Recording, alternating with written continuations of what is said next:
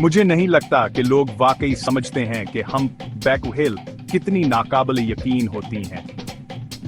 ये नरम दीव हैरतों से भरे हुए हैं। चलें गहराई में जाते हैं।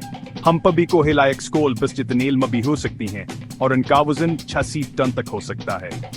लेकिन अपने साइज के बावजूद वह अपनी खूबसूरत तैराकी के लिए जानी जाती हैं।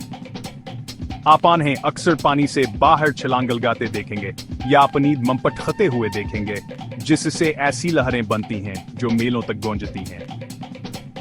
लेकिन जो चीज इन्हें वाकई मनफरद बनाती है वह आने की आवाज है। हम्पबी का पानी पर असरार धुनों के लिए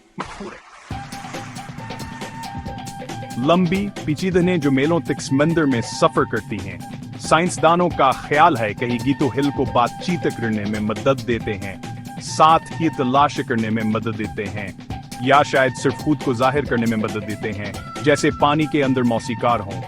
हर साल हम्पबी को हिल जमीन पर सबसे तवील हिजरत करती हैं। वो हजारों मील का सफर ठंडे खाने के मैदानों से करती हैं, गर्माशन किट बंदी पानी तक सिर्फ बच्चे पैदा करने और परवरिश के लिए।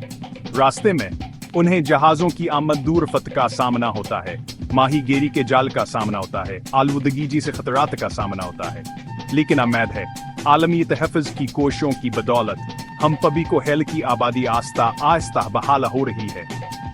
दुनिया भर के लोग समंदरेदियों और उनके मस्कनों की हिफाजत के लिए मिलकर काम कर रहे हैं। तो अगली बार जब आप हम्पबी को हिल के बारे में सुने, याद रखें वो सिर्फ बड़े जानदार नहीं हैं, वो समंदर के जिंदा अजायबात हैं, ऐसे गीत गा रहे हैं जिन्हें हम अभी समझना शुरू कर रहे हैं। अगली मुहिम जोई में मिलते हैं।